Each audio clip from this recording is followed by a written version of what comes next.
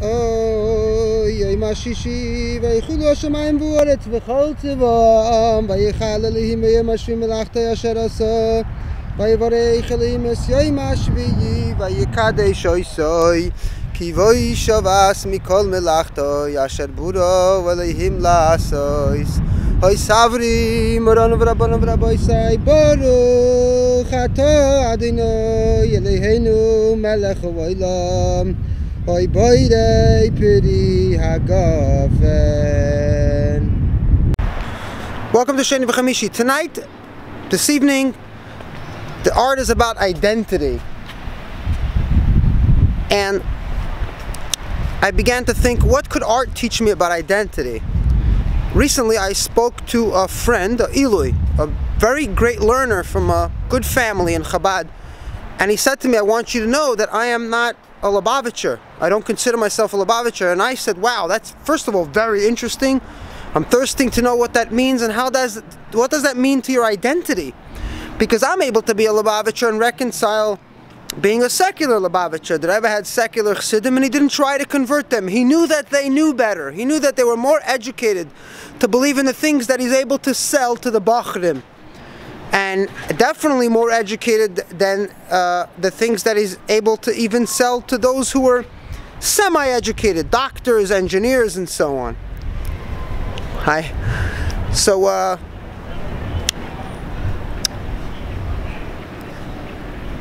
I'm able to identify with the culture, with the idea, with the future. What if the future? Chabad has there's no limit on Chabad, just like there was no limit on Judaism. Judaism was able to not only reform, but it was able to make contributions to the world, which is, according to the Hebrew prophets, that's exactly why God sent them out of the land in the first place.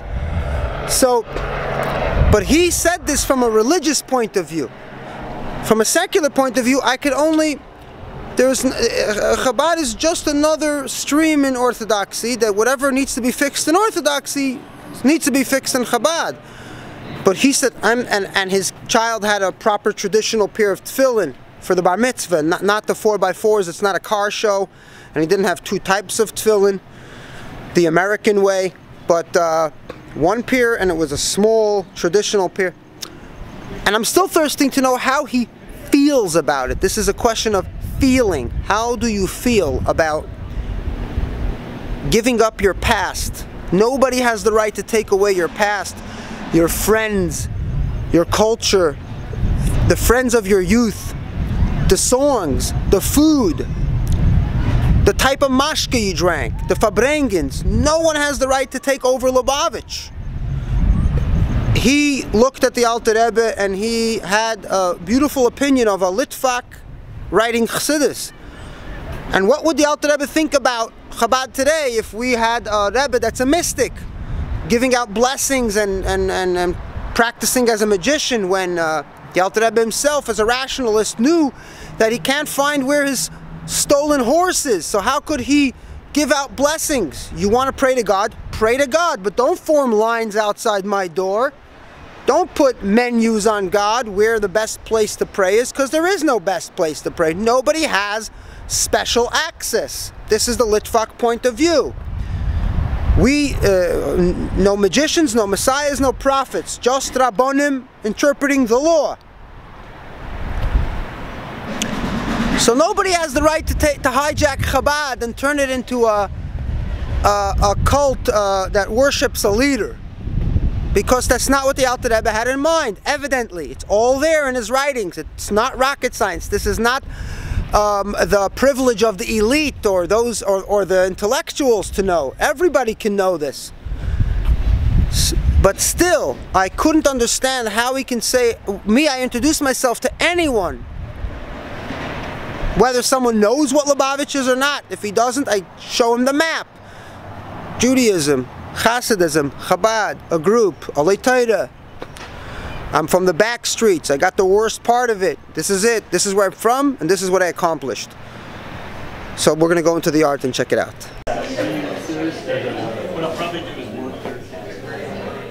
Art Division Identity in Los Angeles.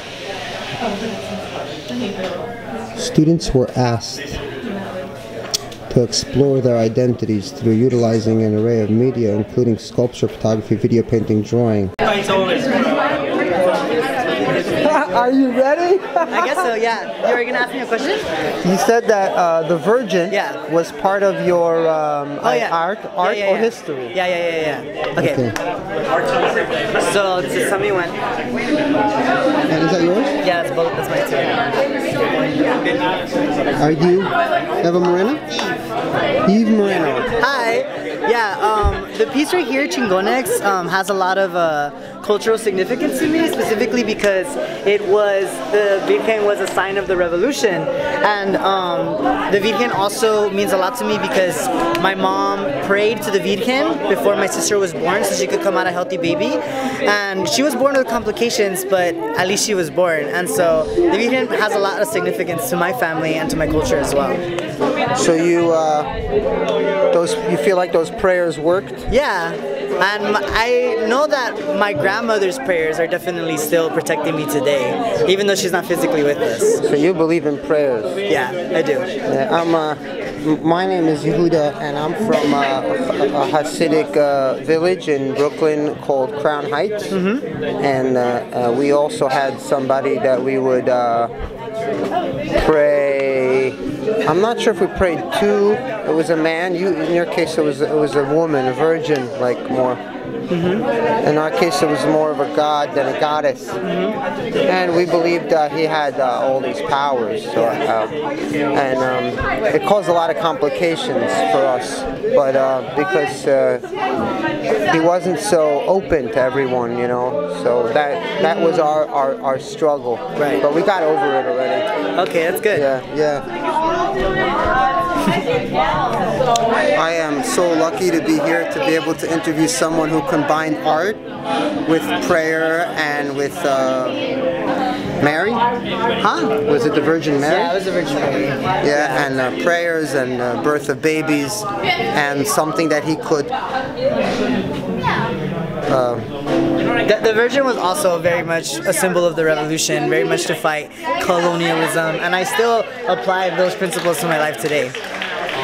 Able to more than just combine, more to sew together and to make it compatible. Prayers, art, and his own identity, and being happy. Is that right? That's right. I got it right, and I know nothing about art, I promise. We didn't know much about art. We just had Michael Schwartz, Hasidic Art Gallery, but we never made trips to the library, so yeah, we weren't allowed to go to the library, because the library teaches you to think, and the leader wasn't happy when a bunch of critical thinking people sitting around at a dinner table asking some good questions. Yeah. Not good. Not healthy for Hafatzas Amayanas. Okay. What was the word you used for her? Virgen. What does that mean? Virgen de Guadalupe. Virgen in English means virgin. Oh, I didn't know that. Yeah. I'm not ashamed to ask. The Talmud said the bashful will not learn. So for you, the Virgin is a symbol of freedom and individuality, but for some people, it's a symbol of oppression, especially of women, because from what I understand from history, the Bible and the church have been the greatest stumbling block for women's emancipation ever. True. There have been many stumbling blocks, maybe angry husbands, jealous husbands, but to have one great stumbling block for the masses, it's been the Bible and the church. So you're able to take the Virgen and make it into something positive for the future, which is great. You're transforming the past. You can take the Rebbe and make him a symbol of goodness and kindness, not of oppression and moral panic and delusional, deranged promises. This is my view. Yeah, definitely. Makes sense? Definitely. You want to say anything, Alexis? I'm good. I'm just gonna stand here. Okay. So going inside, not knowing what I might find, I found a boy who is identity, you know, changing his identity, and doing art on the Virgin, and I didn't understand the word he was using, which was a Spanish word for virgin, Mary, Jesus' mother.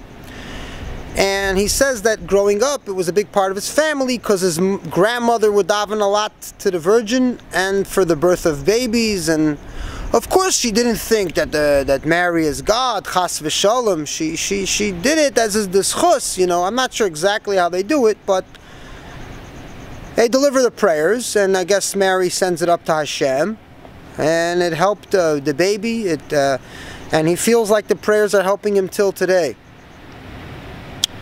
And I told him it's amazing because for some people the Virgin was not exactly the same positive way he sees it, and he fully understood, connected.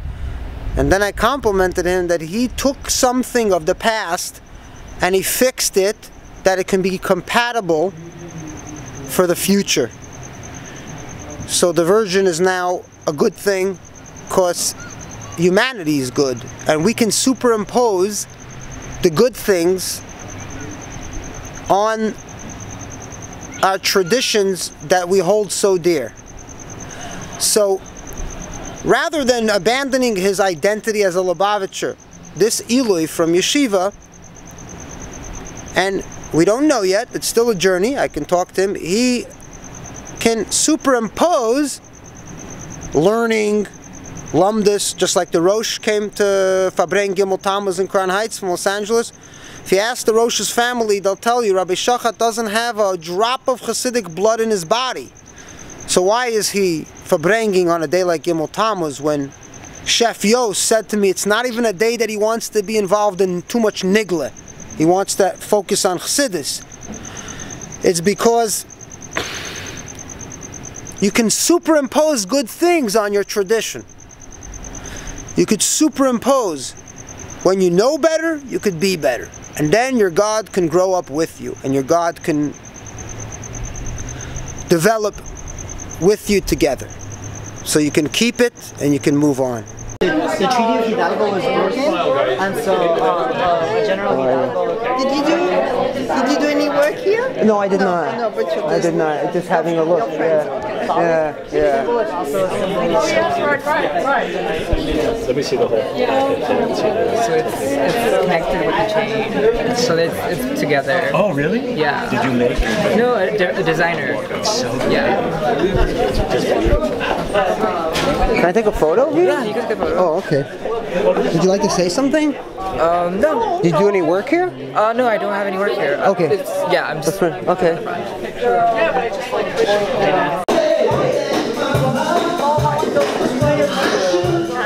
I love your bag. Striking look. Thank you. I love the entire outfit. I love your confidence. Thank you. Yeah, I like because you're walking around like you want it. That's a part of the job. Yeah, I agree with you. I love it. Nice pants too. Thank you so much. I just love what you've done in here with this. Japan. Love that. In a series of? Yeah. Where are they on display?